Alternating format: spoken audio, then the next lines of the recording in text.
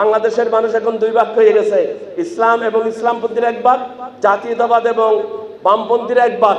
জুয়া খেলা, চাঁদাবাজি, সন্ত্রাস, চুরি, বেহায়াপনা, ইয়াবা, গাঁজা, মাদকতা, অশ্লীলতা, এইগুলি আজকে আমাদের সমাজে এমন ভাবে ছেয়ে গেছে। আলহামদুলিল্লাহ, আলহামদুলিল্লাহ রাব্বিল আলামিন, ওয়াসসালাতু ওয়াসসালামু আলা সাইয়্যিদিল মুরসালিন ওয়া আলা আলিহি ওয়া সাহবিহি আজমাইন।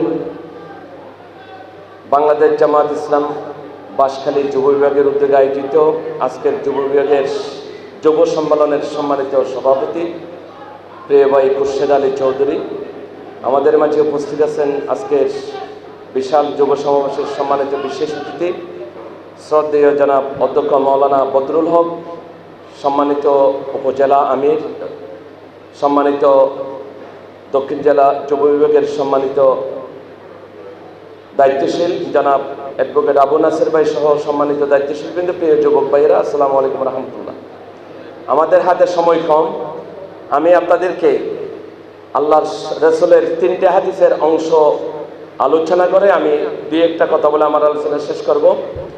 জীবনের সর্বশ্রেষ্ঠ সময়কাল কোনটা বলেন? একজন ব্যক্তির জীবনের সর্বশ্রেষ্ঠ কাল হলো যৌবনকাল। রাসূল বলেছেন, ইকতানিম হামসান কাবলা হামসিন শাবাবাকা কাবলা হারামিক। পাঁচটি জিনিসকে আপনারা কি করবেন? গনিমত হিসেবে নেবেন।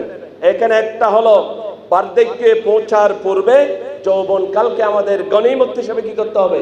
নিতে হবে। 2 নম্বর, হাসরের মাঠে কোনো ছায়া থাকবে না, থাকবে শুধু আল্লাহর আরশ আজিমের ছায়া। সেই ছায়ার নিচে 7 শ্রেণীর মানুষ আশ্রয় গ্রহণ করবে। সেই 7 শ্রেণীর মধ্যে দ্বিতীয় শ্রেণী হলো আশাবুন নাশা ফি ইবাদাতিল্লাহ। এমন যুবক যারা বৃদ্ধি হয়েছে, যাদের শরীর বৃদ্ধি হয়েছে আল্লাহর গোলামির মাধ্যমে, ইবাদতের মাধ্যমে, যারা বৃদ্ধি হয়েছে তারাই থাকবে কি? আল্লাহর আরশের ছায়ার নিচে। তৃতীয় নম্বর হলো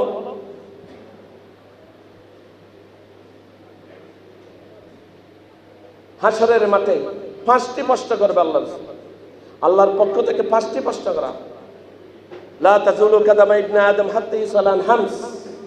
এই 5টি প্রশ্নের উত্তর না দিয়ে কোনো আল্লাহর বান্দা এক চুল পরিমাণ নড়াচড়া করতে পারে না। সেইখানে দ্বিতীয় নম্বর প্রশ্ন হলো আন শাবাবিহি ফিমা আবলা। তোমাকে যে যৌবনকাল দেওয়া হয়েছিল, এই যৌবনকালটি তুমি কোথায় ব্যবহার করেছো, কোথায় কাটিয়েছো? তাই আমি আপনাদেরকে বলবো, আজকে আকাশ মিডিয়া, জুয়া খেলা, চাঁদাবাজি, সন্ত্রাস, চুরি, বেহায়াপনা, ইয়াবা, গাঁজা, মাদকতা, অশ্লীলতা, এইগুলি আজকে আমাদের সমাজে এমন ভাবে ছেয়ে গেছে।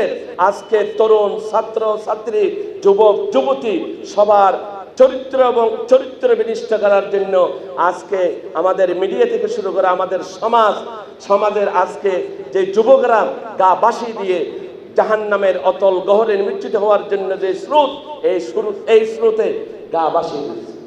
আমি আপনাদেরকে অনুরোধ করব, যুবকেরা হলো, আমরা যদি ইতিহাস খেয়াল করি, আমাদের স্পেন জয় করেছে তারেক মুসা, আমাদের উপমহাদেশ জয় করেছে মোহাম্মদ বিন কাসিম, আর রাসূল সাল্লাল্লাহু আলাইহি ওয়াসাল্লাম ইন্তেকালের আগে উসামা ইবনে যায়েদকে দায়িত্ব দিয়েছিল সেনাপতির।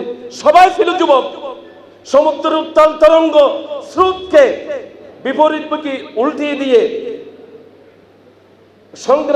সংগ্রাম এবং আন্দোলনের মাধ্যমে বিশ্বের যত বিপ্লব হয়েছে সব বিপ্লবে নেতৃত্ব দিয়েছে যুবকরা। এবং বিগত 24 সালের 5 আগস্টের যে জুলাই আগস্ট বিপ্লব, এই বিপ্লবে যারা রক্ত দিয়েছে, আহত হয়েছে, শাহাদাত বরণ করছে, সবাই যুবক। তাই আমি আপনাদেরকে বলবো, আমরা আদর্শ কোরআন এবং সুন্নাহর আদর্শ গ্রহণ করে এক একজন ইসলামী আন্দোলনের কর্মী হিসাবে নিজের জীবনকে গঠন করে কোরআন এবং সুন্নাহর আলোকে আমাদের জীবন গঠন করে আগামী যত নির্বাচন হবে, প্রথম হবে জাতীয় নির্বাচন। এই জাতীয় নির্বাচনে আমরা বাঁশখালীর প্রতিটি ভোট কেন্দ্রকে এবং প্রতিটি ঘর এবং বাড়িকে আমরা আমাদের ইসলামী আন্দোলনের দুর্বৃত্ত আমরা ঘাঁটি হিসাবে ইনশাল্লাহ পরিণত করব এবং আমরাই সুষ্ঠু অবাধ নিরপেক্ষ নির্বাচনে আমাদের ভূমিকা হবে আমাদের যুবক ভাইদের ইনশাআল্লাহ।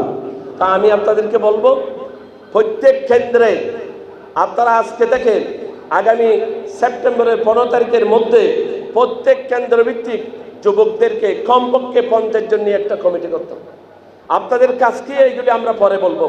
আপনাদের এখন কাজ হলো আপনারা 50 জন নিয়ে একটা কমিটি গঠন করে নেবেন। এখন থেকে আপনাদের দাওয়াতি কাজ, আমরা বাংলাদেশের মানুষ এখন দুই ভাগ হয়ে গেছে, ইসলাম এবং ইসলামপন্থীর এক ভাগ, জাতীয়তাবাদ এবং বামপন্থীর এক ভাগ। আগামী জাতীয় নির্বাচনে বাংলাদেশকে একটি আদর্শিক জনকল্যাণকামী ইসলামের রাষ্ট্র হবে না ভারত আর লন্ডনের দাবেদার হবে।